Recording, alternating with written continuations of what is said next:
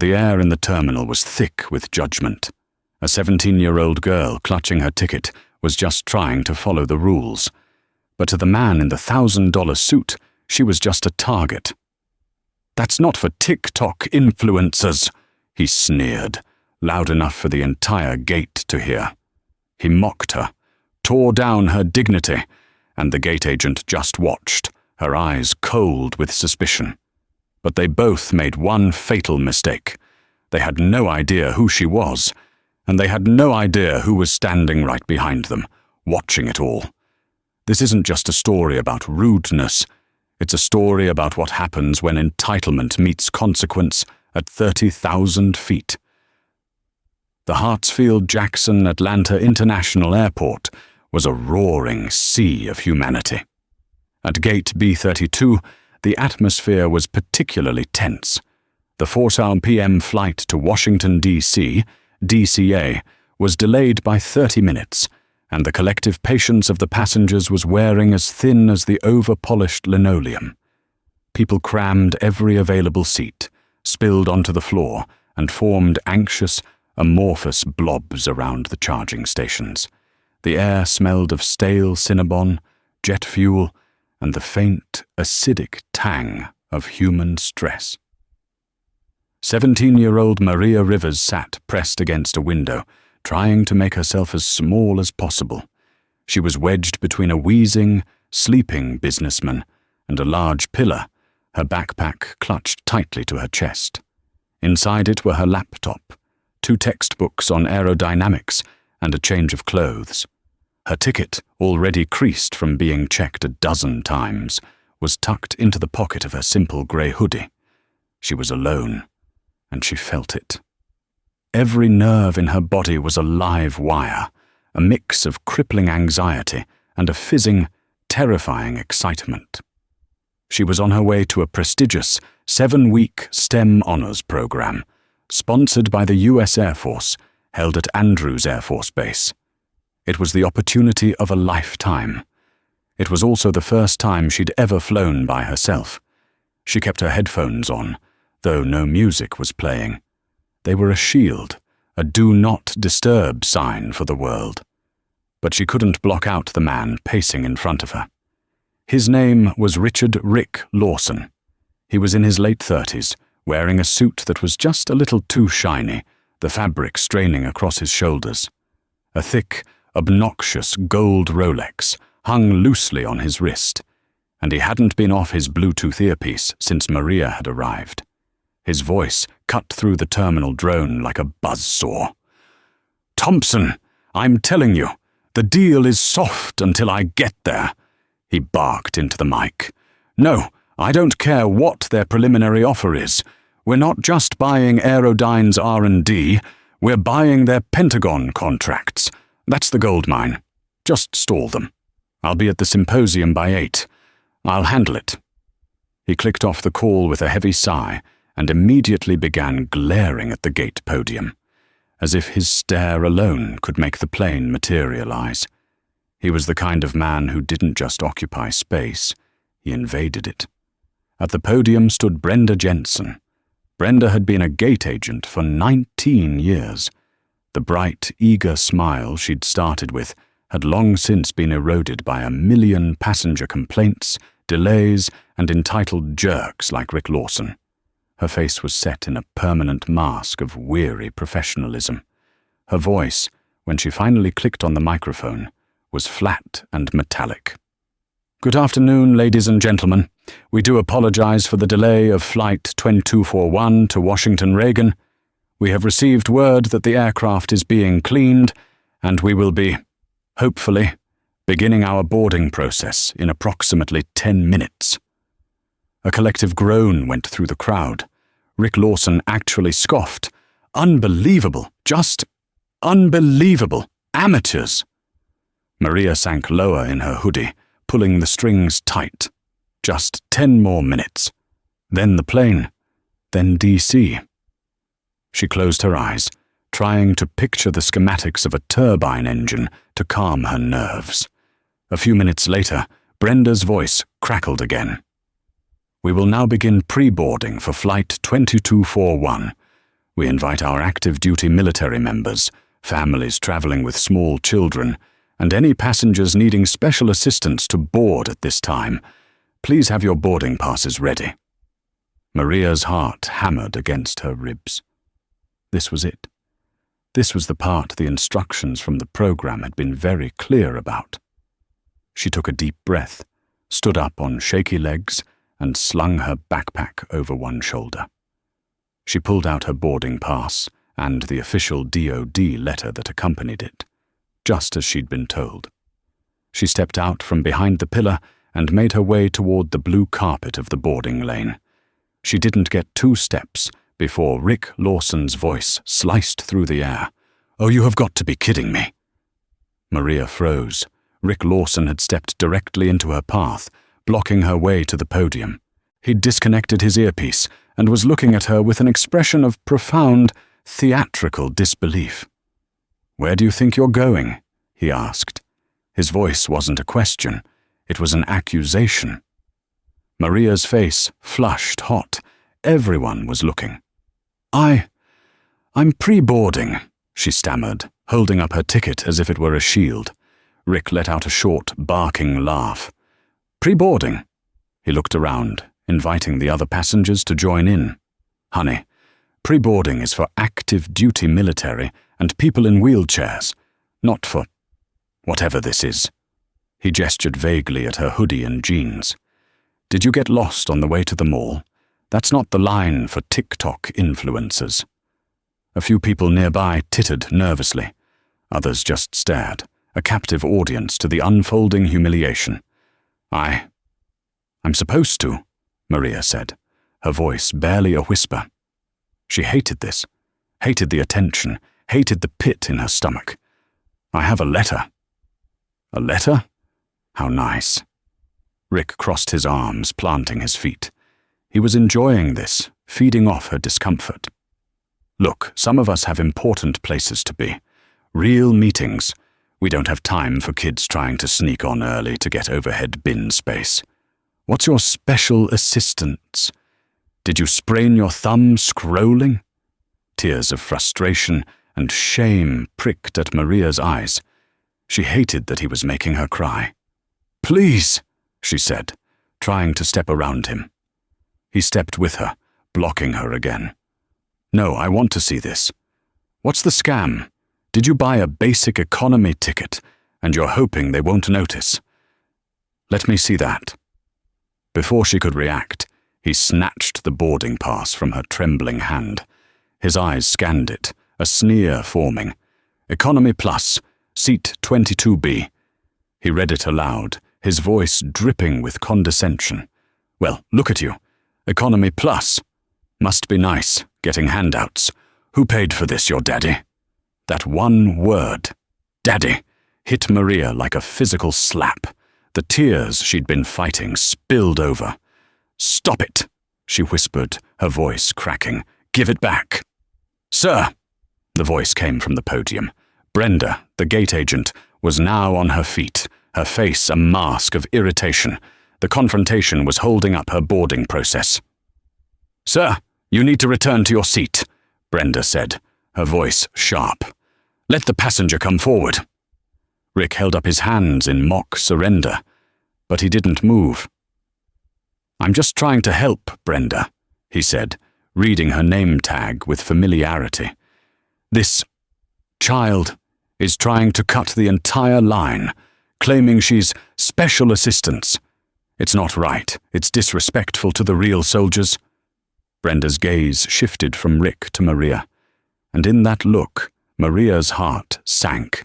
There was no help there, just suspicion. Brenda saw a crying teenager in a hoodie, and her expression hardened.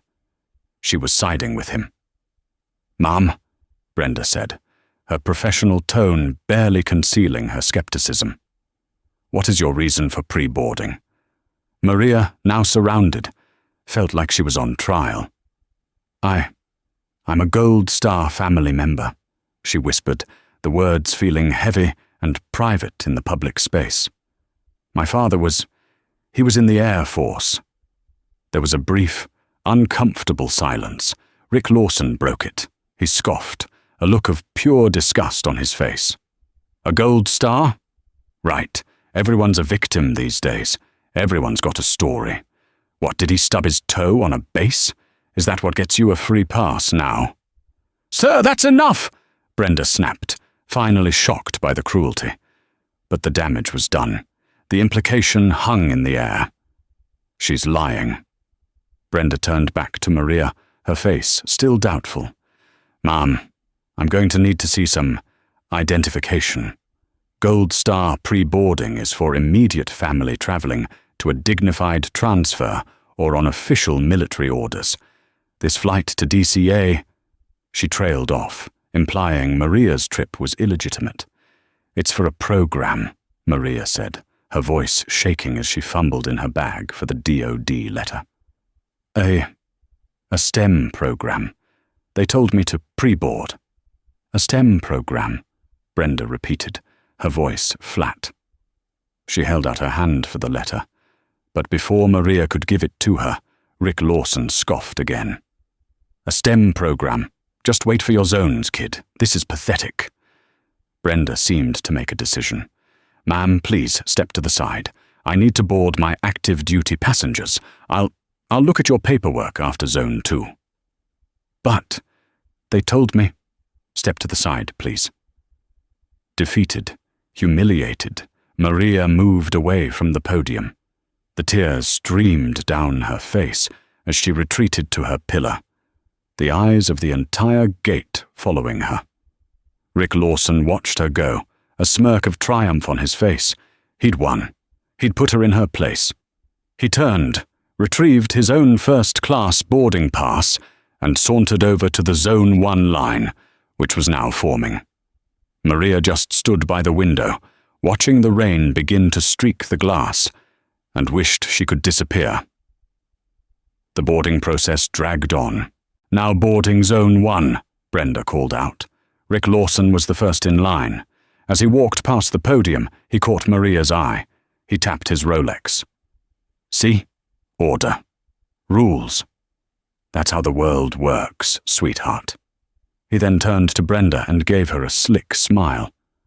Thanks for handling that, Brenda. Some people just need to learn. Brenda gave him a tight, non-committal nod and scanned his ticket. Enjoy your flight, Mr. Lawson. Maria watched him disappear down the jet bridge, his shiny suit vanishing into the tunnel. She wiped her face angrily. She wouldn't cry anymore. She would just wait. She'd wait for everyone, and she'd get on the plane, and she'd put her headphones on, and this day would eventually end. Zone 2 was called, Zone 3, Zone 4. Finally, Brenda announced, "This is the final boarding call for Flight 2241 to Washington Reagan, all remaining passengers." Maria, her backpack feeling like it was full of rocks, walked to the podium. She was the last one. The gate area was empty now, save for the cleaning crew starting to sweep up. Brenda took Maria's ticket without looking at her. She scanned it. Beep. She scanned it again. Beep. She frowned at her screen. "There's a note on your reservation," Brenda said slowly, her suspicion returning full force. I need to verify this." "Verify what?" Maria asked, her voice trembling. "It's just a ticket. The program paid for it." "It says here, passenger to be assisted by ARFLG. I don't know that code." Brenda picked up the phone at her desk, her back to Maria, ready to call a supervisor. "I'm sorry, Mum, but you may not be able to board until I clear this." "Please," Maria begged. "The plane is going to leave. It's just a STEM program. I have the letter." "Brenda."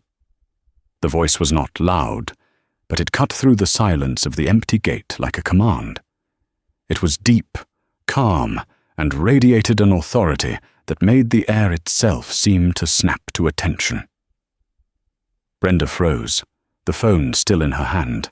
She turned around, slowly. Standing directly behind her, having approached from the jet bridge, was a man in a flawless U.S. Air Force service dress uniform. The jacket was a deep, formal blue, adorned with a constellation of ribbons that spoke of a long and decorated career. On his shoulders, stark and silver against the blue, were 4 stars. Brenda's entire body went rigid. Her eyes widened, and all the color drained from her face. She dropped the phone receiver as if it were on fire. "Your General! Harrison!" she stammered, her voice a squeak. "Sir, I didn't see you. Are you getting on this flight?" General Mark Harrison was a tall man in his late 50s, with a face that looked like it had been carved from kind granite. He looked at Brenda, but his eyes were focused on Maria. "Is there a problem here, Miss Jensen?" he asked, his voice quiet, glancing at her name tag. "No, sir, no problem," Brenda said, flustered, her hands fluttering. Just verifying a ticket. A little confusion with the passenger." Rick Lawson, who had been stuck in the jet bridge right at the door of the plane, now craned his neck back to see what the holdup was. His phone was still in his hand. He saw the uniform, saw the stars, and his smug expression faltered. General Harrison ignored Brenda completely. He ignored the plane. He took 2 steps forward and stood directly in front of Maria. A warm, brilliant smile transformed his face, erasing the military severity. "Maria," he said, his voice soft now. "Maria Rivers." Maria, stunned, could only nod. She'd seen pictures of him, but they were old. Pictures of him and her dad, young, in flight suits, arms slung over each other's shoulders. "My goodness," the general said, shaking his head in wonder. "The last time I saw you, you were about 3 feet tall, and you had ice cream all over your face." He held out his hand. "I'm Mark Harrison. Your dad. He just called me Harry." Maria finally found her voice. He called you Harry. He called my dad Ghost." The general's smile faltered, just for a second, a flicker of a shared memory, a shared loss. "He certainly did. He was the best pilot I ever knew. And you have his eyes." He then turned, his expression shifting back to stone. He looked at the gate agent, Brenda, who looked like she was about to be physically ill. "Miss Jensen," General Harrison said, his voice dropping to a near-frosty temperature. "This is Maria Rivers. She is the daughter of Major David Ghost Rivers, who gave his life for this country during Operation Enduring Freedom. She is traveling to Andrews for my Air Force STEM Honors program. She is not just a passenger. She is my personal guest on this flight, and she is flying with me." Brenda's face crumpled. "Sir, I didn't know. The man, he said, the general interrupted, his voice flat. "But you didn't ask. You didn't look. You assumed." He pinned her with a look that had likely made colonels tremble. "The code on her ticket you didn't recognize? ARFLG. That stands for Air Force Flag Officer Guest. That's me. You were holding my guest." He didn't raise his voice. He didn't have to. The silence in the gate was absolute. "Sir, I am so sorry." General Harrison simply shook his head. "Get your bag, Maria," he said, his warm smile returning as he looked at her. "We're holding up the plane." General Harrison placed a guiding hand on Maria's shoulder. "After you, Maria." She nodded, still reeling, and picked up her backpack. She walked past the podium. Brenda Jensen was standing frozen, her face pale and streaked with tears, a monument to her own failure. They stepped onto the jet bridge. The short, carpeted tunnel felt 100 miles long. Maria could see Rick Lawson pressed against the wall of the corridor, just outside the plane's door. The jet bridge was backed up for a few feet as a passenger struggled to rearrange a bag. Lawson was trapped. His face was a grotesque mask of horror.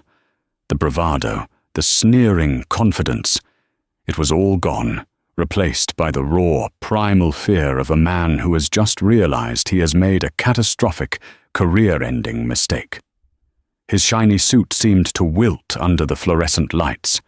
His Rolex-laden wrist was now anxiously rubbing the back of his neck. As Maria and the general approached, Lawson tried to paste on a sickly, desperate smile. "General, sir," he said, his voice high and reedy. "General Harrison, a true honor, sir. A real American hero."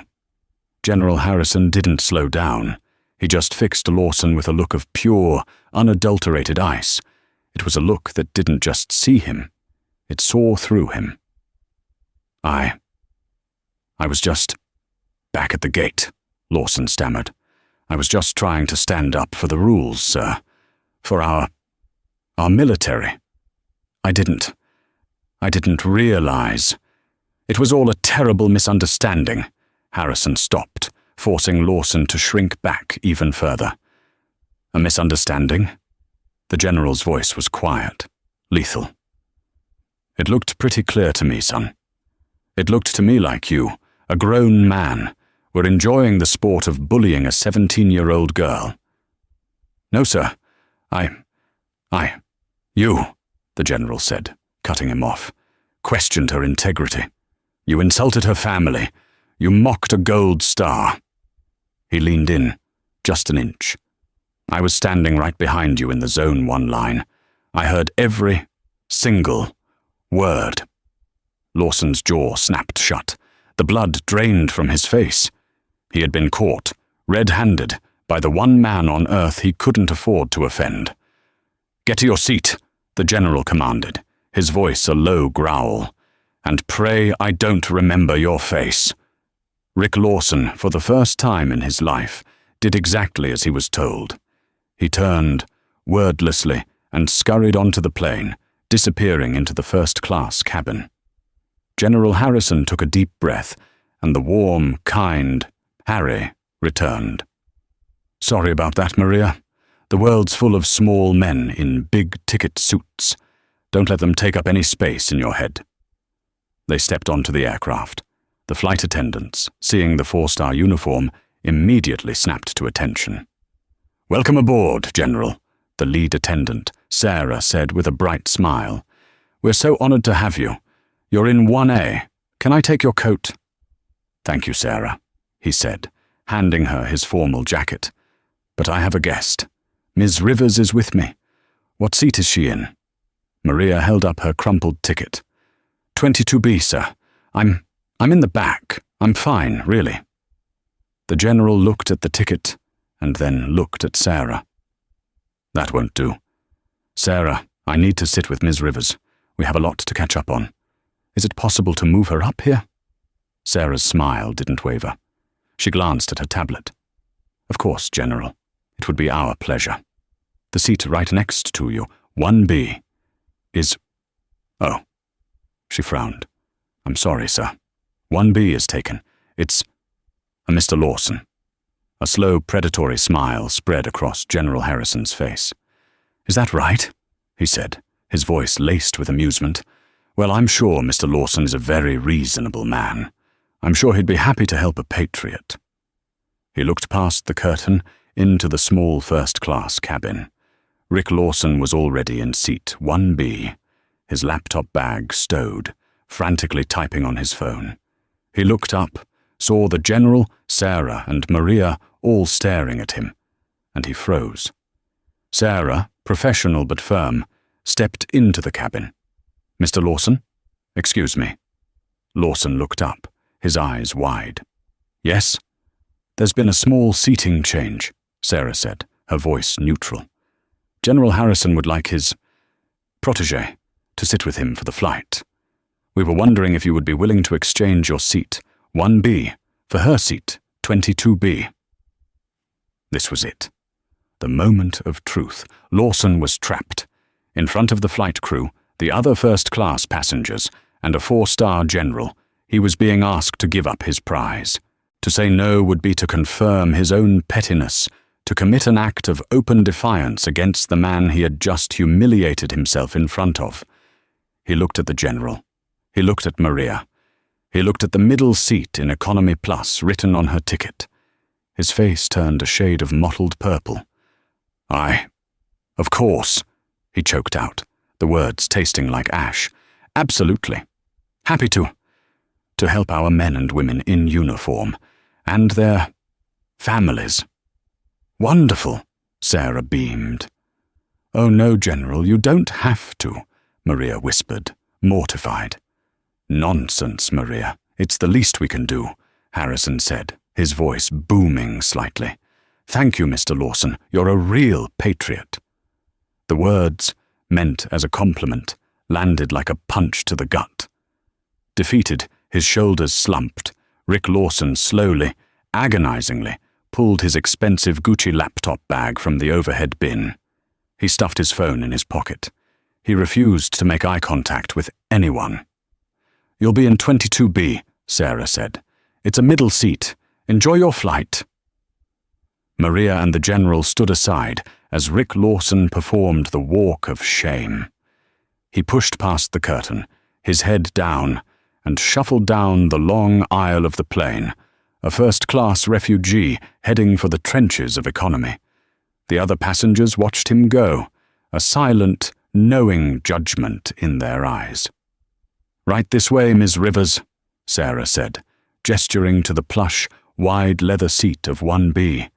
Can I get you a pre-departure beverage? Orange juice? Maria sank into the seat, which felt wider than her couch at home. Yes, please. General Harrison sat beside her, buckling his belt. Now, he said, turning to her, his eyes twinkling. Tell me everything. Are you still building those insane rockets in your backyard?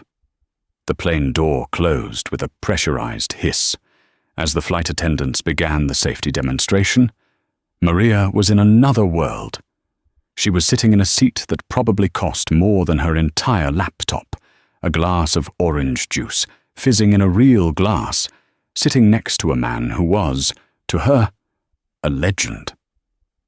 I can't believe you remembered the rockets, Maria said, her voice small. Are you kidding? Harrison chuckled. Your dad sent me a video. You were maybe 10. You'd built a 3-stage rocket out of paper towel tubes and, I think, a lawnmower engine. It shot about 400 feet in the air and then blew up your grandmother's bird bath. Your father was never more proud. He said, Harry, my kid's either going to MIT or federal prison. Maria laughed, a real, genuine laugh that broke through the tension of the day.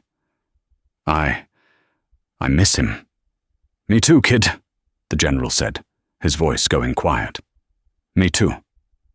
They talked. For the first time, Maria wasn't just the girl whose dad died. She was talking to someone who knew him, not as a symbol, but as a man. As Ghost. They traded stories. Harrison told her about their flight school days, how her dad once flew a training jet under a bridge on a dare. Maria told him about how her dad taught her to solder a circuit board before she knew how to ride a bike. He always said you were the smart one, Maria, Harrison said, leaning his head back. He said he was just a glorified bus driver, but you were going to design the buses. He would be so unbelievably proud of you.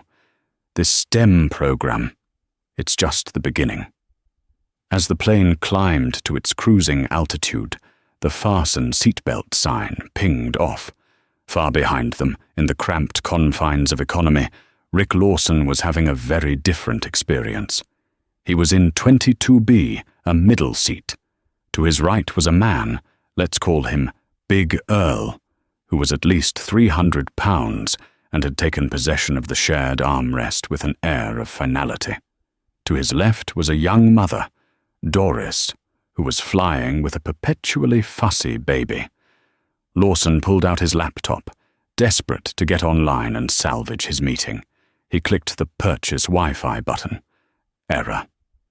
The in-flight Wi-Fi system is currently unavailable.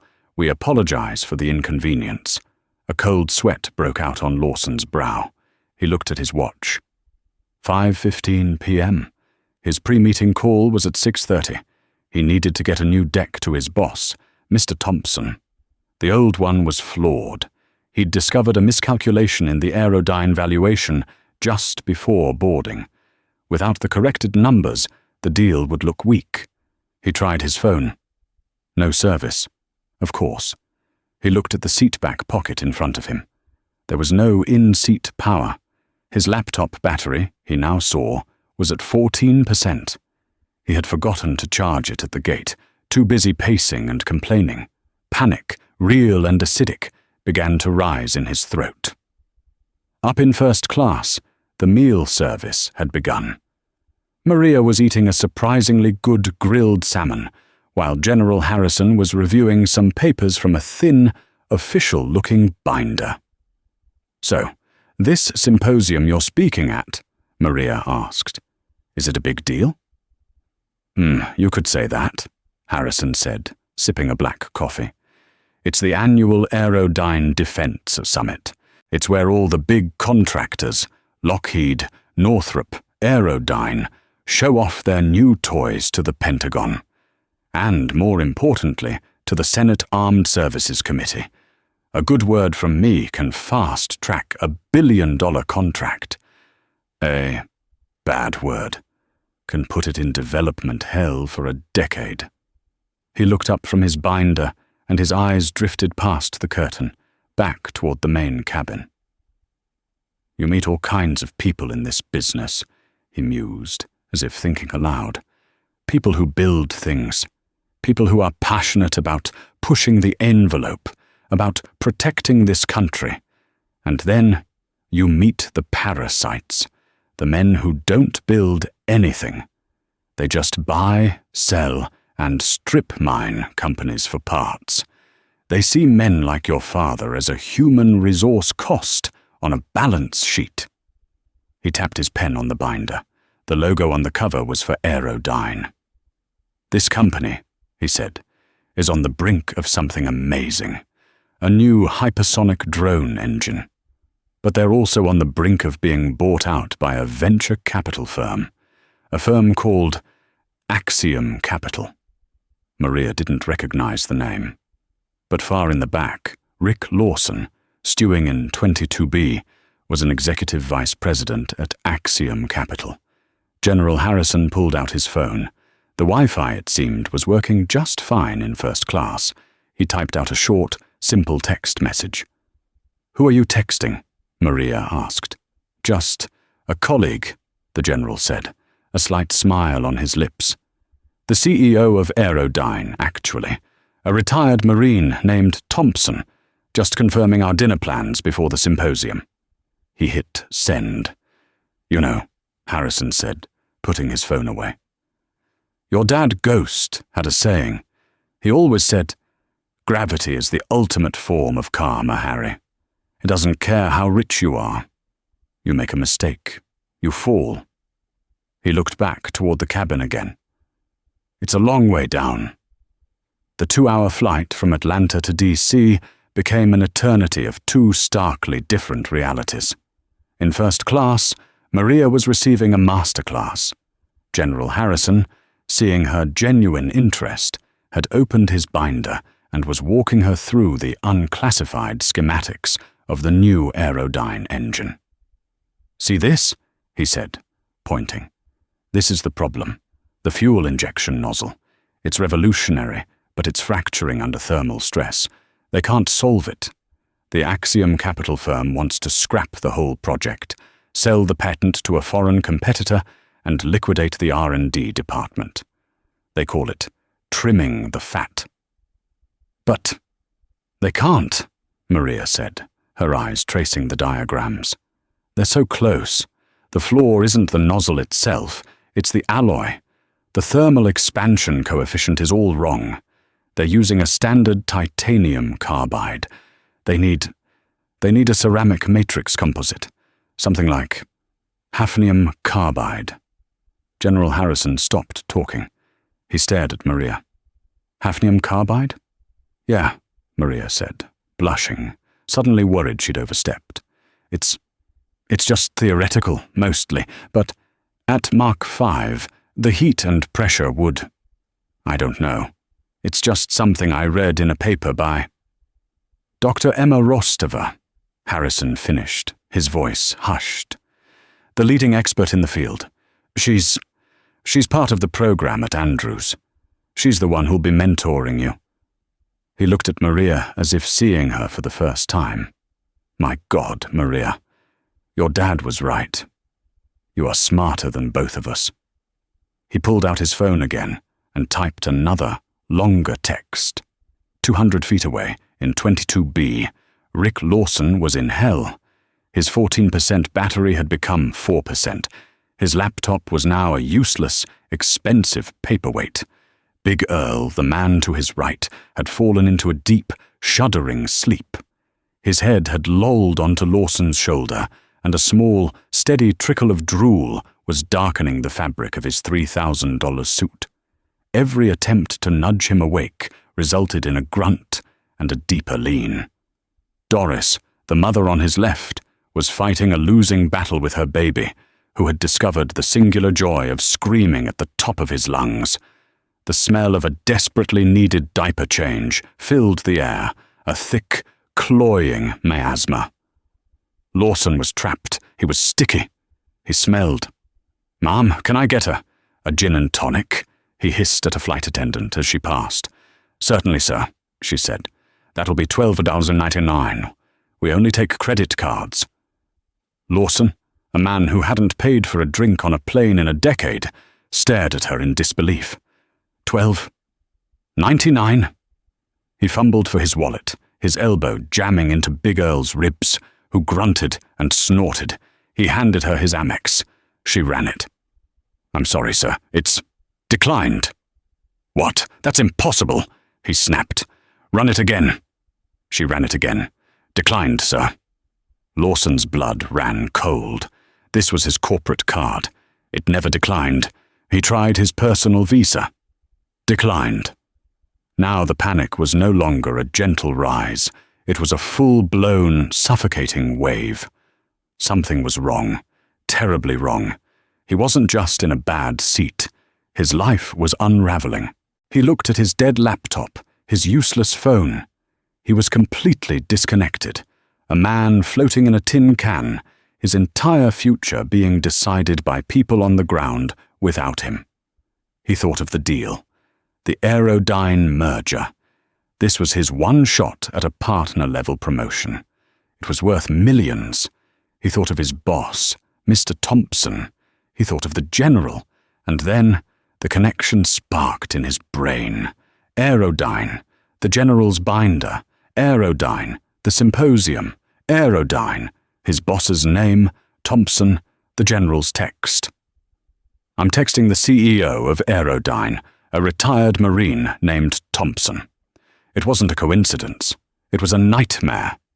Rick Lawson, the executive vice president of Axiom Capital, was on a plane, flying to meet the CEO of Aerodyne, who was at that moment texting with the 4-star general that Lawson had, just an hour ago, publicly and cruelly insulted, and whose guest, the Gold Star daughter, he had humiliated. "Oh God," Lawson whispered, the words getting lost in the baby's shriek. Big Earl's drool had now reached his shirt. Rick Lawson was not just falling. He was in a full-on, unrecoverable, flat spin dive, and he couldn't even get a drink. The plane touched down at Ronald Reagan Airport, DCA, with a gentle bump. As they taxied to the gate, the flight attendant's voice came over the intercom. "Ladies and gentlemen, we ask that you please remain in your seats to allow General Harrison and his guest, Miss Rivers, to deplane first. Thank you." A collective groan went up from the plane, but nobody moved. In 22B, Rick Lawson felt the announcement like a physical blow. He was being held hostage, forced to watch his executioner depart. He had to get to his phone. He had to get signal. He had to call Thompson. Up front, General Harrison retrieved his formal coat from Sarah, who was beaming at Maria. It was a true pleasure to have you, Ms. Rivers. We hope to see you again." "Thank you," Maria said. This was the best flight of my life." The general winked at her. "It's only just begun." The jet bridge door opened. The general and Maria stepped off the plane. Waiting for them at the end of the jet bridge, standing at sharp attention, were 2 more Air Force personnel, a young, sharp-looking captain and a stern master sergeant. "General, ma'am," the captain said, saluting. "Welcome to Washington. The car is ready. We'll take your bags." "Thank you, Captain," Harrison said. "Ms. Rivers, this is Captain Miller. He'll be one of your liaisons for the program." Maria, overwhelmed, shook his hand. It was at that exact moment that Rick Lawson burst from the jet bridge, shoving past an elderly couple. His hair was matted, his suit was wrinkled and stained with drool, and his face was a mask of sheer panic. His phone was in his hand, and it was already buzzing like a cornered snake. General Harrison," he yelled, running across the terminal. The master sergeant, seeing a frantic, disheveled man charging his general, instinctively stepped in front of Maria, shielding her. Captain Miller put his hand up. "Sir, I'm going to need you to stop." "No, I need to talk to him." Lawson skidded to a halt, his expensive shoes squeaking on the floor. "General, please! A moment, sir! Please!" General Harrison turned, his face a perfect, unreadable mask of military calm. "Yes?" "Sir, Rick Lawson, Axiom Capital." He was breathing hard. We're working on the Aerodyne merger. I'm a huge admirer of your work, sir. I'm supposed to be at the symposium tonight. What happened at the gate?" "Sir, it was a terrible, terrible misunderstanding. I'm not that person." Harrison looked at him. He didn't speak for a long, agonizing moment. He just let Lawson marinate in his own desperation. "Mr. Lawson," the general finally said, his voice quiet, "I don't believe we have any business to discuss." "But sir, the Aerodyne deal. I'm meeting with CEO Thompson tonight," Lawson pleaded, his voice cracking. It's vital for national security. The drone engine." "You were meeting with him," Harrison corrected.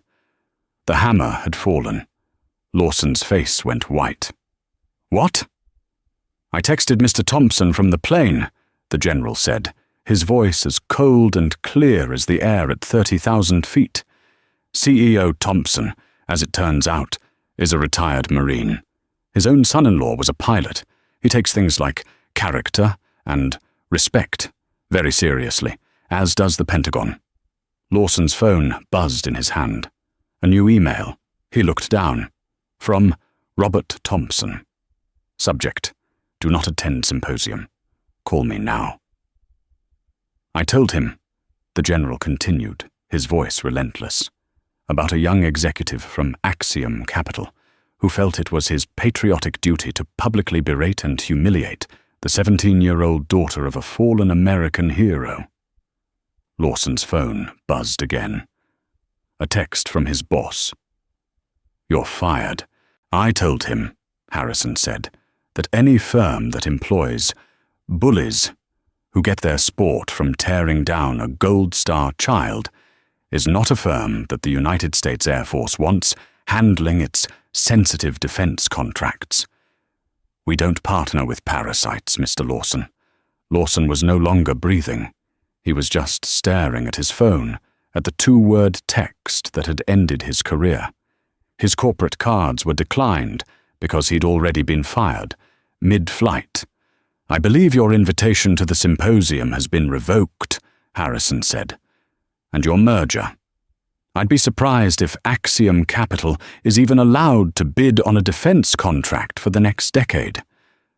The general then turned his back on the frozen, ruined man.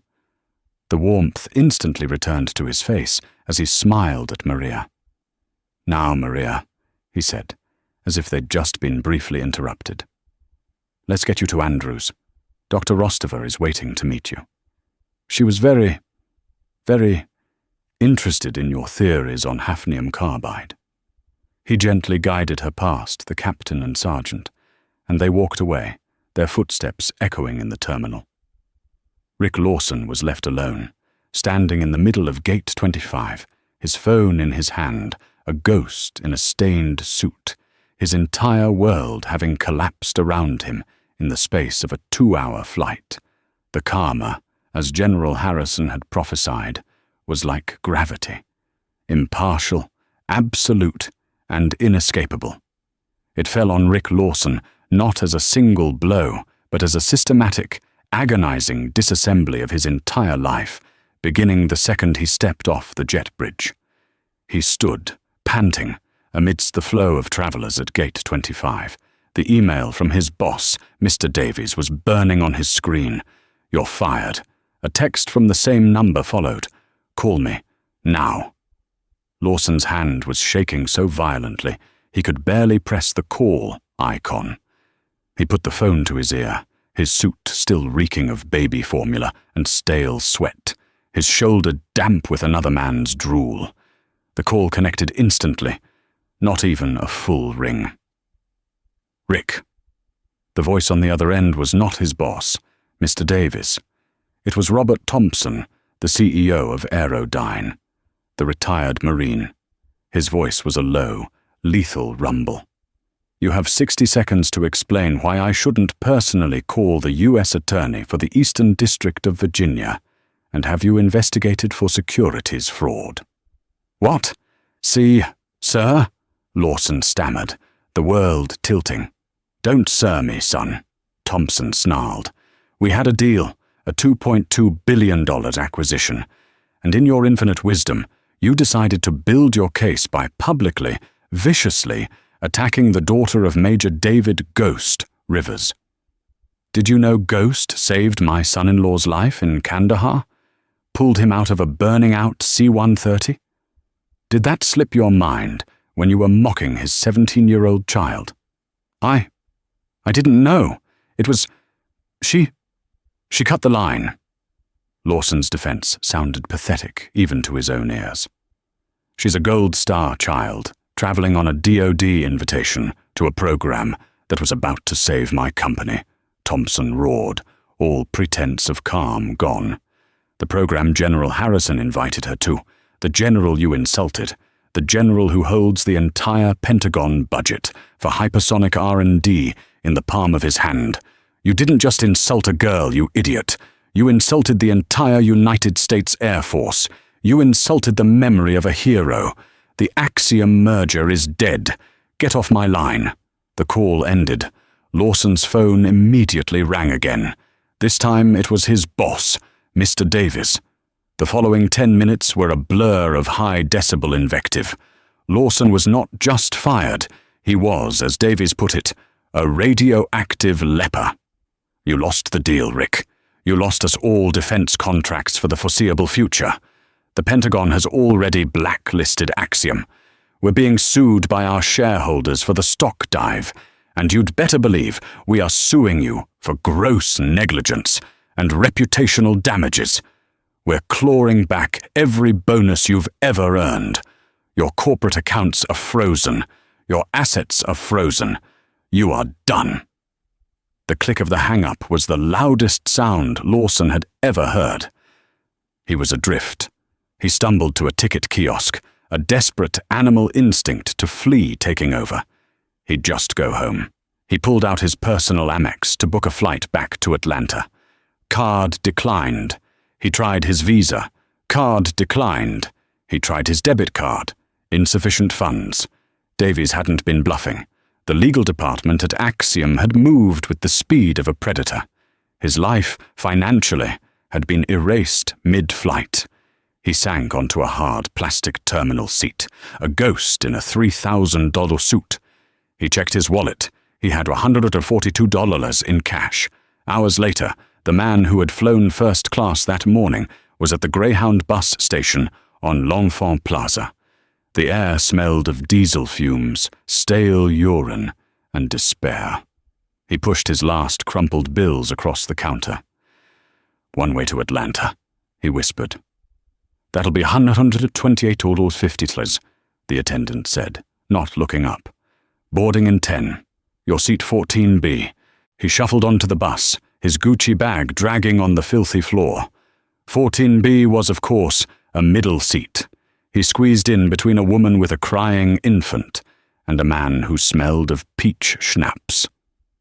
As the bus hissed and pulled out into the DC traffic, Rick Lawson, the man who had mocked Economy Plus, stared at his own reflection in the grimy window.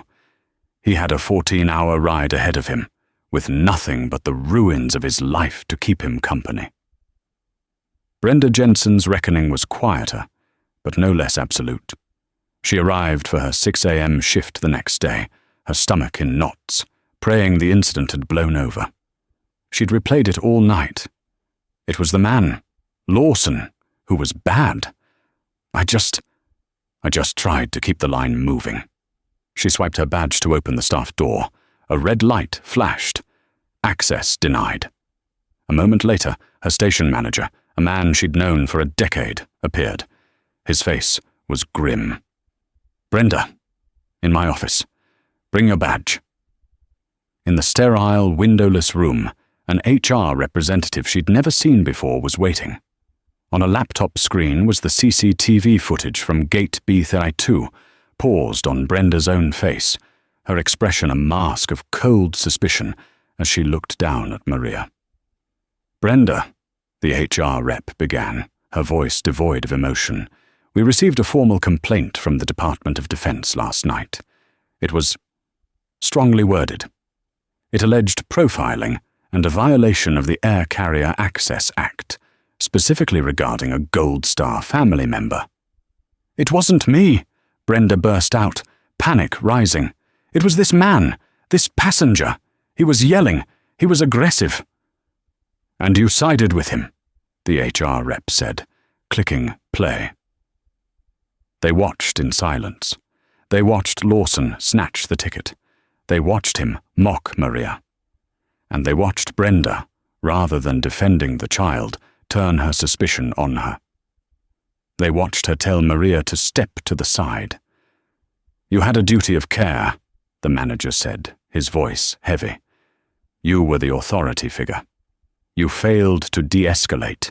You failed to protect a minor.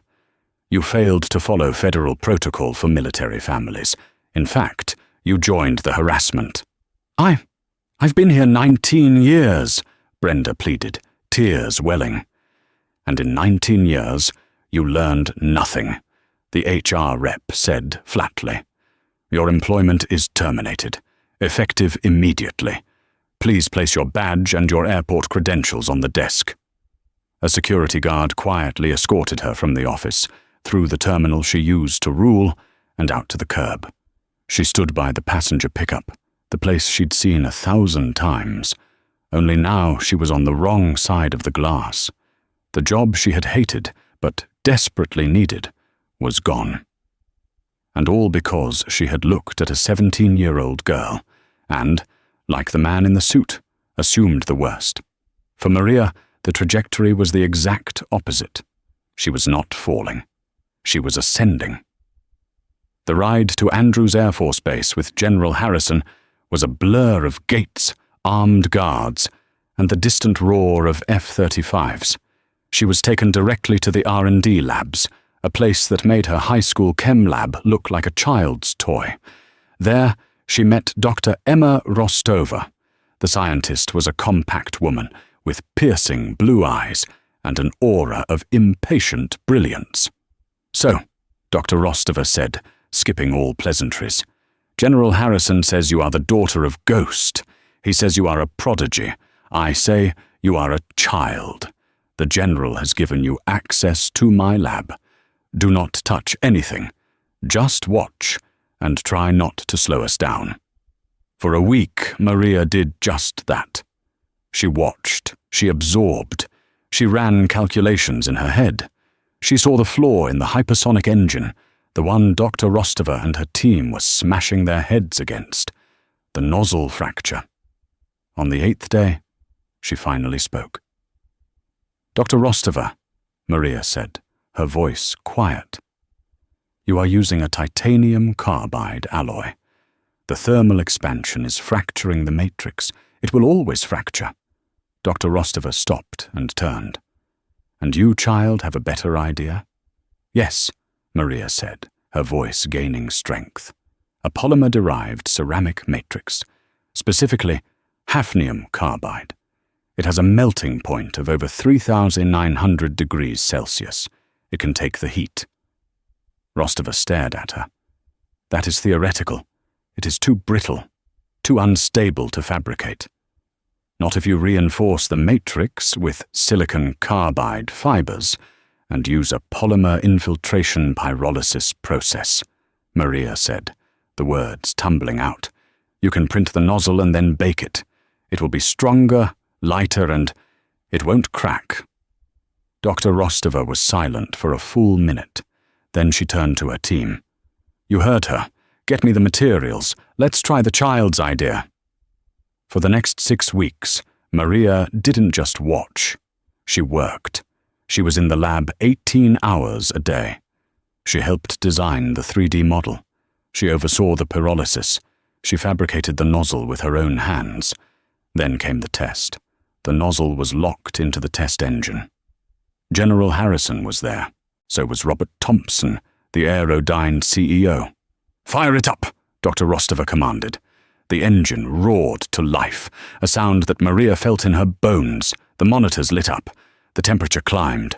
4,000 degrees, 5,000, 5,500. The point where the old alloy had turned to slag. The new nozzle glowed cherry red, then white hot, and it held. Dr. Rostova looked at the monitor, then at Maria. A slow, brilliant smile spread across her face. My God, she whispered. She did it. The program concluded with a formal dinner. General Harrison was the keynote speaker. He stood at the podium, his 4-star flag behind him. Legacy, he said, his voice echoing in the grand hall, is not just what we leave behind. It is who we lift up. We lost one of our best, major ghost rivers. But his legacy, his fire, his brilliance, his courage, it did not die with him. It lives on. He looked directly at Maria, who was seated at the head table between him and Dr. Rostova. Thanks to a breakthrough from the youngest member of this program, the Aerodyne Air Force partnership is a go. The Ghost engine, as it's now being called, will protect our pilots for decades to come. And to honor that legacy, Aerodyne is endowing a new, full-ride scholarship to the Massachusetts Institute of Technology. It is named the Major David Ghost Rivers Memorial Scholarship. The room was silent. And its first recipient, the general smiled, is his daughter, Maria Rivers. The hall erupted in a standing ovation. Maria stood, tears streaming down her face. Not tears of humiliation, but of a future her father had dreamed of. General Harrison stepped away from the podium and stood before her. He didn't shake her hand. He didn't hug her. He raised his hand to his brow and gave her a slow, perfect, 4-star salute. A salute not to a child, but to a peer. An honor for an honor she had earned. And that's what we call karma at 30,000 feet. Rick Lawson and Brenda Jensen learned the hard way that the world is not theirs to judge. They saw a quiet girl in a hoodie and assumed weakness. They forgot that true strength, true legacy, isn't about a fancy watch or a gate agent's podium. It's about character. Maria's father gave his life for his country, and his legacy of honor, integrity, and brilliance lived on in her. General Harrison just made sure the world finally saw it. What do you think? Was that the perfect karma, or should more have happened? Let me know your thoughts in the comments below. If you loved this story and want to hear more tales of drama, revenge, and justice, please hit that like button, share this video with someone who needs to see it, and most importantly, subscribe to the channel and ring that notification bell. We have new stories coming every week, and you won't want to miss a single one.